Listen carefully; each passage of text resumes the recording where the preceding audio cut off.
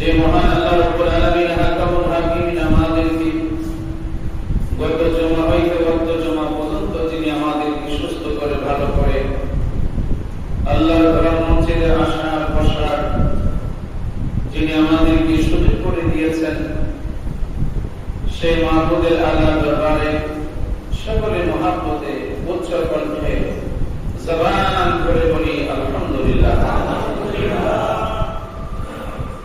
আরো শুকর গুজার করছি সেই মহান আল্লাহ রাব্বুল আলামিনের দরবারে, যিনি আমাদেরকে সর্বশ্রেষ্ঠ নবীর উম্মত করে আল্লাহ পাক থেকে পবিত্র শাবানের মাস দান করেছেন। আমরা যে সেই রাসূলুল্লাহর শ্রেষ্ঠতম উম্মত হয়ে আমরা যে পৃথিবীর জমিনে আসতে পেরেছি, তার জন্য সকলে মহব্বতে জবান করে উচ্চ কণ্ঠে আওয়াজ দিয়ে আরেকবার বলেন আলহামদুলিল্লাহ।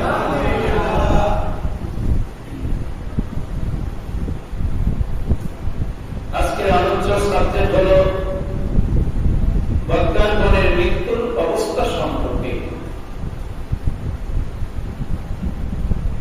রাসূলুল্লাহ বলেছেন,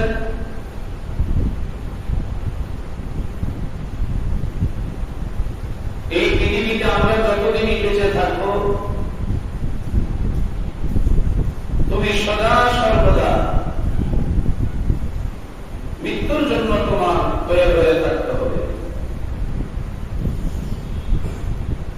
এবং তোমার আকীদা যেন মজবুত হয় এবং ঈমান এবং আকীদা যেন আমার আপনার মজবুত থাকে। রাসূলুল্লাহ বলেছেন যে ভালো লোকের সাথে আমার আপনার চলাফেরা করতে হবে, যাতে মৃত্যুর পরে ইন্তেকালের পরে মানুষ নয় সমাজ যেন, পৃথিবীর সমস্ত মানব ইনসান যেন ওই ব্যক্তির জন্য আল্লাহর কাছে দোয়া করে। বলেন সুবহানাল্লাহ। এমন জিনিস আপনি তৈরি করে দিতে হবে। এই জন্য আল্লাহ সূরা কোরআনের কারীমের মধ্যে আল্লাহ বলতেছেন, বিসমিল্লাহির রহমানির রহিম। আল্লাহ বলতেছেন ইয়াটা হচ্ছে হরফে নিদা। আপনি গ্রামারের ভাষা সবাই আমার দিকে তাকান। ইয়া আইয়ুহাল্লাযীনা আমানু, হে ঈমানদার বান্দা বান্দীগণ, সূরা বলুন সুবহানাল্লাহ। আল্লাহ শুধু আমাকে আপনি নয়, শুধু পুরুষকে এখানে ডাকতেন নাই। আল্লাহ তাআলা যারা মহিলা আছে, পুরুষ মহিলা, ইয়া আইয়ুহাল্লাযীনা আমানু, হে আমার ঈমানদার বান্দা বান্দাগণ, ইত্তাকুল্লাহ, তোমরা আমার আল্লাহকে ভয় করো। জোরে বলুন সুবহানাল্লাহ। যারা ঈমানদার আল্লাহ তাদেরকে বলতেছে, অন্য কোন জাতিকে আল্লাহ ডাকতে নাই। আল্লাহ বলেন না ইয়া আইয়ুহান নাস, হে মানুষ সকল। এখানে হলো মারিফা, নির্দিষ্ট করে আল্লাহ ডাক দিচ্ছে। আর সেটা হলো নাকারা, যেটা অনির্দিষ্ট। ইয়া আইয়ুহান নাস, সেখানে সমগ্র জাতি আছে, ইহুদি বলেন, খ্রিস্টান বলেন, নাসারা বলেন, বৌদ্ধ বলেন। আর এখানে শুধু একটাই জাতি, সেটা হলো ইয়া আইয়ুহাল্লাযীনা আমানু, হে আমার ঈমানদার বান্দাগণ। সূরা বলুন সুবহানাল্লাহ। আল্লাহ আমাকে আপনাকে ডাক দিয়েছেন, কত খুশি আনন্দ আমাদের। আল্লাহ ঈমানদারদের বলতেছে, ইত্তাকুল্লাহ, তোমরা আমার আল্লাহকে ভয় করো। বুঝলেন? আল্লাহকে ভয় করো, হাক্কা তুকাতিহি, ভয় করার মতো। জোরে বলুন সুবহানাল্লাহ। আল্লাহ আমাদের ঈমানদারদেরকে আল্লাহ সতর্ক করে দিচ্ছে। যারা ঈমানদার দেখবেন তারাই কিন্তু আল্লাহকে ভয় করে। যারা নামাজ পড়ে, রোজা করে, হজ করে, যাকাত দেয়, তাদের একটা খারাপ কাজ করতে অনেক চিন্তা ভাবনা করে। কি বলে ঠিক না? আর যারা এগুলোর প্রতি এগুলা যারা আমল করে না, তারা দেখবেন সমাজে অন্য কাজ করতে দ্বিধাবোধ করে না। একটা জিনা করতে, খারাপ করতে, একটা খারাপ মেয়ের দিকে তাকাইতে সে কোনো দ্বিধাবোধ করে না। কি বলে ঠিক না? আর একজন ঈমানদার, আল্লাহ বলে যারা ঈমানদার তারা একমাত্র আল্লাহকে ভয় করবে। এই পৃথিবীতে একমাত্র আমার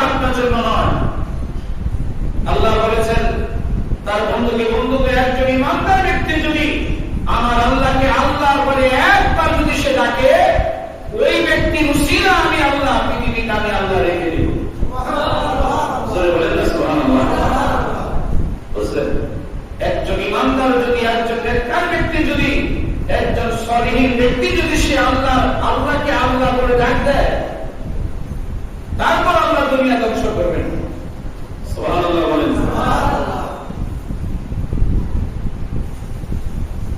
আল্লাহ বলতেছেন হাক্কা তুকাতিহি, ভয় করার মতো ভয় করতে হবে। এই কঠিন বিপদের মধ্যে দেখেন আমাদের মধ্যে কোনো আল্লাহর ভয় নাই, আল্লাহ রাসূলের প্রতি মহব্বত নাই। আল্লাহর প্রতি আমার আপনার ভয় যদি থাকতো, তাই আমরা নামাজ ছাড়তাম না, আমরা জিনা ছাড়তাম না, আমরা সুদ আমরা ছাড়তাম না। আমরা ঠিকই, আমরা যদি সে আল্লাহর ভয় থাকতো, তাহলে আমরা এগুলো অবশ্যই আমরা ছেড়ে দিতাম, এগুলোর প্রতি আমাদের ঘৃণা আসতো, কিন্তু আমরা এখন ছাড়তে পারতেছি না। এই কারণে আল্লাহ আমাদের প্রতি বিশাল নারাজ হয়ে আছেন। বুঝছেন? বিশাল নারাজ হয়ে আছেন। এই জন্য আল্লাহর কাছে ফরিয়াদ করেন, দোয়া করেন, পাঁচ ওয়াক্ত নামাজের মধ্যে আসেন, আয়েশা দেখেন আল্লাহর কাছে চাই যে আল্লাহ কি করে। এই জন্য আল্লাহ বলতেছেন হাক্কা তুকাতিহি ওয়ালা তামুতুন্না ইল্লা ওয়া আনতুম মুসলিমুন। সুবহানাল্লাহ। তোমরা মুসলমান না হইয়া মৃত্যুবরণ করিও না। কে বলছেন? আল্লাহ। জোরে বলেন, কে বলতেছেন? আল্লাহ বলতেছেন ইল্লা ওয়া আনতুম মুসলিমুন। তারপরে আল্লাহ বলতেছেন লাস্টে যে তোমরা মুসলমান না হইয়া তোমরা মৃত্যুবরণ করিও না। তাহলে মুসলমান তো আমরা সবাই, কিন্তু মুসলমানে অনেক পরিচিত আছে, অনেক কিছু হাকিকত আছে, সেটা আমরা বুঝি না। মুসলমানিত্ব অনেক কিছু। মুসলমানিত্ব হতে হলে আপনি খারাপ আচরণ করতে পারবেন না। প্রথম নাম্বার হলো আপনি খারাপ আচরণ কারোর সাথে করতে পারবেন না। আমার রাসূলুল্লাহ পৃথিবীর জমিনে যিনি যতদিন দুনিয়াতে বেঁচে গেছেন, কারণ মুখখান লোকেরা আমার আপনার নবীকে আলামী বিশ্বাসী বলে তারা লক্ষ্য দিয়েছেন। বলেন সুবহানাল্লাহ। সত্যবাদী হতে হবে, মানুষের সাথে আমার মানুষকে ভালোবাসতে হবে, তার সাথে ব্যবহার ভালো করতে হবে, তাকে আদর্শ আইনকে আপনার কাছে আনতে হবে, তাকে বুঝাইতে হবে। মুসলমানের অনেক চিহ্ন আছে। যখনই আপনি কারোর সাথে কারো সাক্ষাৎ হবে, সর্বপ্রথম তাকে আপনি সালাম দিয়ে আপনি তাকে গ্রহণ করতে হবে। বলেন সুবহানাল্লাহ। আরে দুরূদ শরীফ পড়ি। আল্লাহুম্মা সাল্লি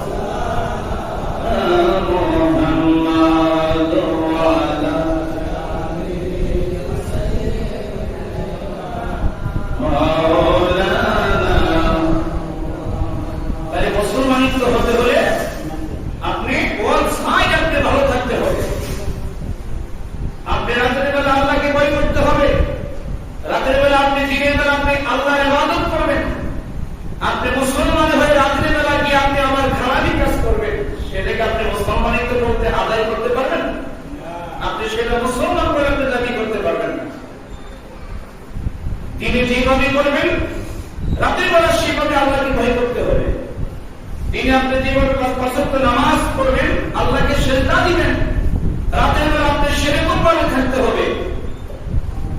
আপনি দিনে করবেন একটা, রাত্রি করবেন আরেক জায়গায় আরেকটা, এটা হবে না। ইল্লা ওয়া আনতুম মুসলিমুন, তারপরে বলতেছে এই ইমানদার বান্দাগণ, তোমরা মুসলমান না হইয়া মৃত্যুবরণ করিও না। কিন্তু মুসলমানিত হলেই যখন একজন খাঁটি মুমিন, একজন খাঁটি মুসলমান ব্যক্তিত্ব যখন সে কবরে রওনা করে, মুনকার নবীর যখন কবরে দাফন করা হয়, 40 কদম আসার পরে যখন মুনকার নবী হাজির হয়, একজন মুমিন ব্যক্তি, নেককার ব্যক্তি, সাথে সাথে মুনকার নবীর প্রশ্ন করতে দেরি হয়। একজন নেককার ব্যক্তি প্রশ্নের উত্তর দিতে দেরি হয় না। সুবহানাল্লাহ। কারণ মুমিন ব্যক্তির সাথে মুসলমান ব্যক্তির সাথে আল্লাহ নিজেই তিনি তার জবান দিয়ে বলে দিবেন। কিন্তু বক্তার ব্যক্তি যখন পৃথিবী থেকে চলে যায়, যখন বক্তার ব্যক্তি যখন সে পৃথিবী থেকে চলে যায়, তখন পৃথিবীর কোন মানুষ তার জন্য দোয়া করে না। তাফসীরুল রুহুল মানির মধ্যে এসেছে যে পৃথিবীর কোন মানুষ তার জন্য তার দিকে তাকায় না, তার জন্য দোয়া করে না। তার জন্য দেখবেন অনেক সময় মানতিক করে যে এই লোকটা কবে পৃথিবী থেকে মারা যাবে, ঠিক কিনা? জোরে বলেন, সবাই আওয়াজ দিবেন আমার সাথে সাথে। তাহলে যে মানুষ অনেকে মানতিক করে, কেন করে? অনেক কষ্ট হওয়াতেই সে মানতিক করে লোকটা যদি পৃথিবীর থেকে মরে যায়, আমি তার জন্য আল্লাহর মসজিদ আমি এই দিব। বুঝতে পেরেছেন? কিন্তু আপনার জন্য সে কখন সে দুনিয়া থেকে আসতে যাবে সে চিন্তা তারা করে, পেরেশান করে, কেন আপনি জুলুম অত্যাচার করতেছেন। এই জন্য রাসূলুল্লাহ বলেছেন হাদিসের মধ্যে, বলেন নবী সাল্লাল্লাহু আলাইহি ওয়াসাল্লাম, তাফসীরে রুহুল বয়ান, বলেন না আল্লাহু আকবার, সকলে বলেন না ইয়া রাসূলুল্লাহ। নবী বলতেছেন ওয়াইজা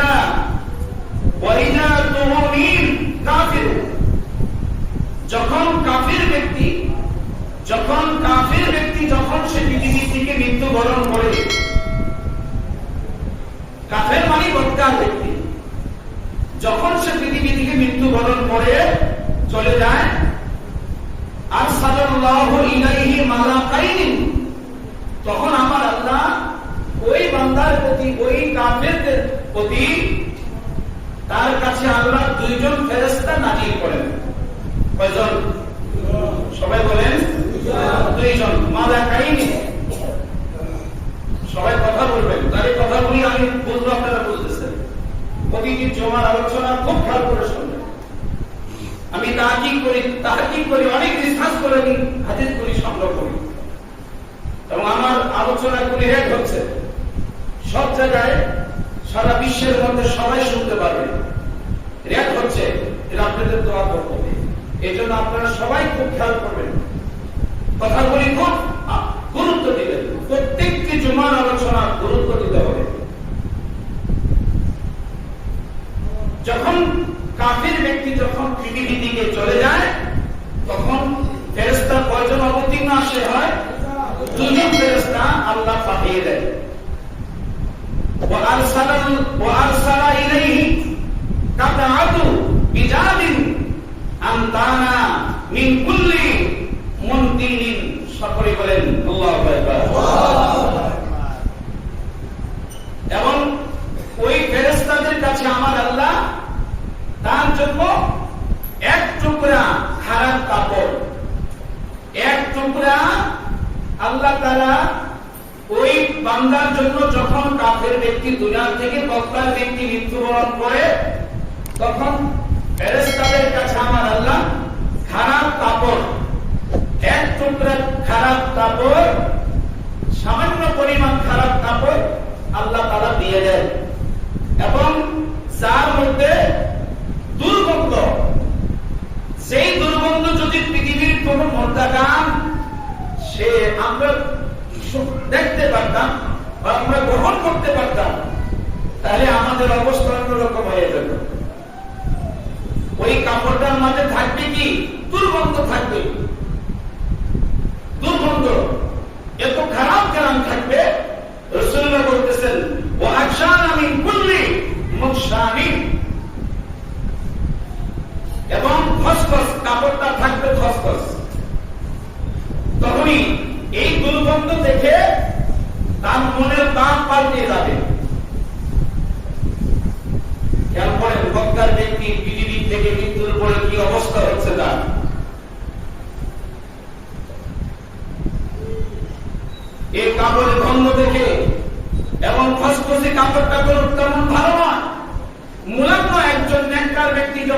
পৃথিবী থেকে চলে যায়, রাসূলুল্লাহ বলতেছেন তার কাপড় থাকবে মুলায়ম, তার কাপড় হবে মেশক ও আম্বরের চাইতে আরো বেশি গরম। সুবহানাল্লাহ।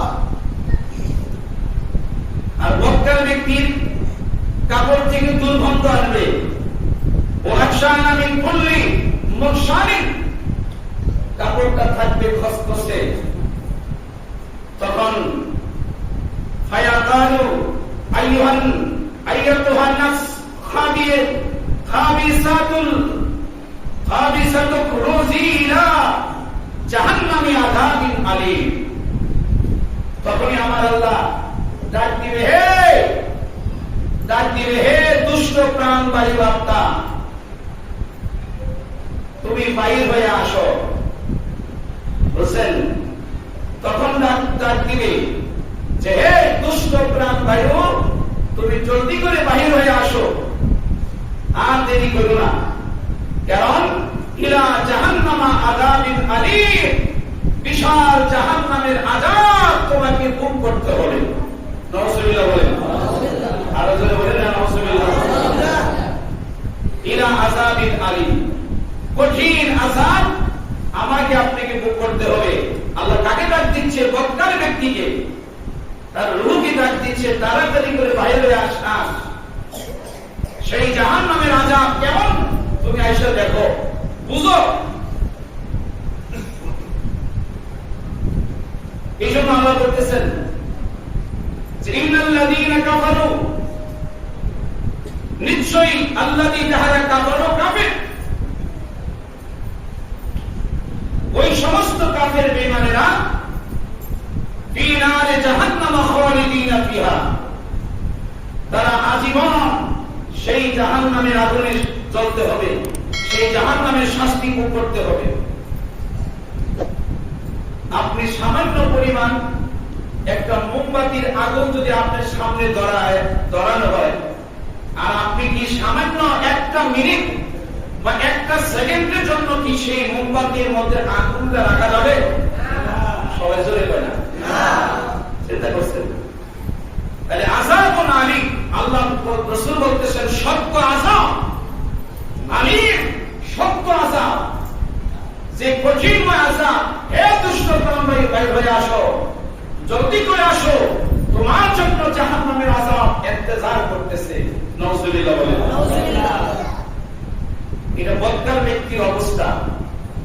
আদম আলাইহিস সালাম যখন তার নিকটে বসে যাবে, বিকট চেহারা নিয়ে আসবে, যে চেহারা দেখে বক্কার ব্যক্তি সহ্য করতে পারবে না, রূহটা যাওয়ার আগে সে থরথর করে কাঁপা শুরু করবে। আদম আলাইহিস সালামের বিকট আওয়াজ দেখে যার মাথা থাকবে আসমানে, তার দুইটা জমিনে থাকবে দুইটা পা, মাথা থাকবে তার আসমানে।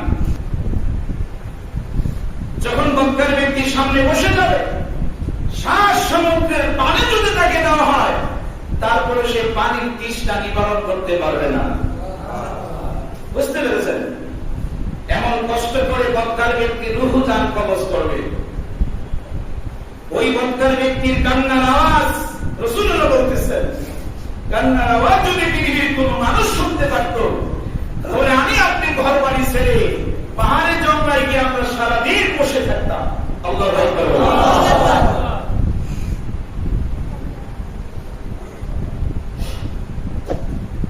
তখনই আমার রাসূলুল্লাহ বলতেছেন, ওয়ারাব্বুকা আলাইকা গাদাবানু নাকারাহু, আসো, তোমার প্রতি আমার আল্লাহ ভীষণ রাগ হয়ে আছেন।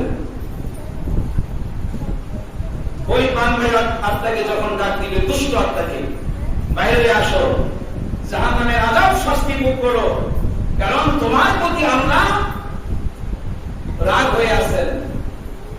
এই রাগ আপনি কিভাবে মিটাবেন? এই জন্য আল্লাহর দ্বারা সব কঠিন করা। এই জন্য চেষ্টা করবেন যে ভালো লোকের সাথে আপনি এক কাপ চা বসে খাবেন। রাসূলুল্লাহ বলতেছেন, একজন ভালো লোকের সাথে তুমি বসে এক কাপ চা খাও। যতক্ষণ তুমি চা খাইবা, ওই একটা ব্যক্তির সাথে যতটা চা যতক্ষণ তুমি বসে খাইবা, ততক্ষণই তোমার আমল নামায় নেক লেখা হবে।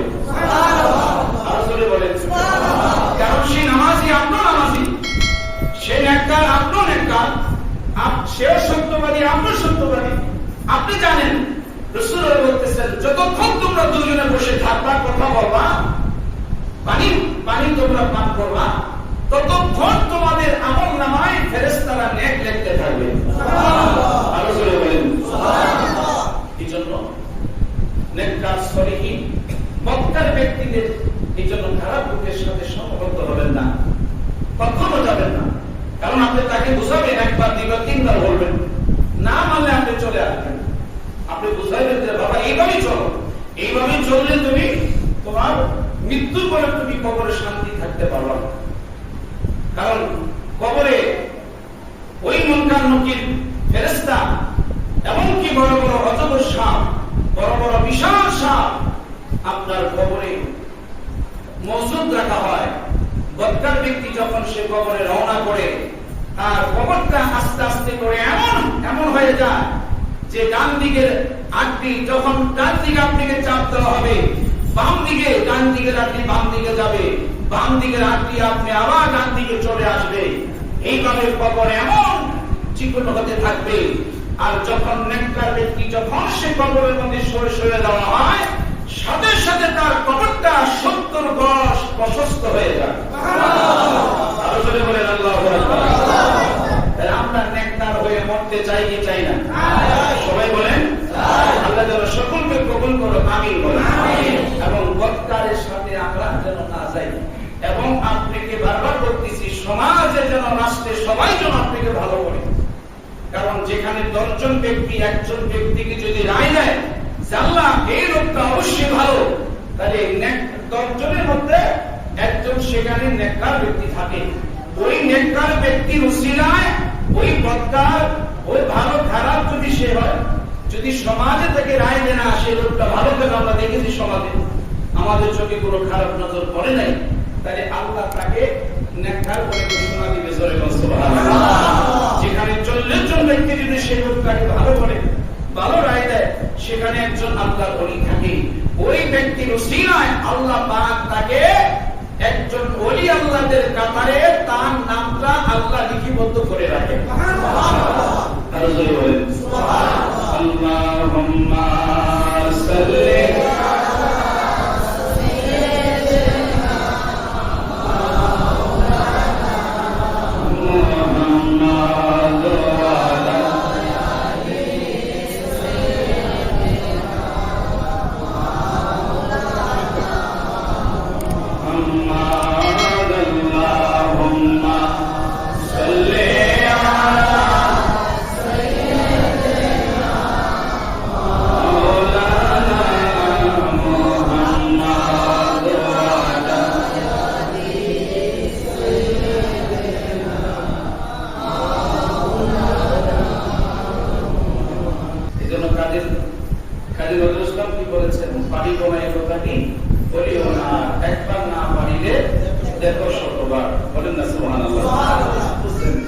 যিনি আমার নবীর প্রেমে কবিতা লিখে আল্লাহ পাক তাকে এত বড় নিয়ামত দান করেছেন, সারা বিশ্বে যার নাম উঠান হয়েছে। এজন্য আমি বারবার বলতেছি আগের থেকে প্রস্তুতি নেন। আল্লাহ যেন আমাদের সকলকে কবুল করুন। মাহে রমজানের ফজিলত, মাহে রমজানের বরকত যেন আল্লাহ আমাদের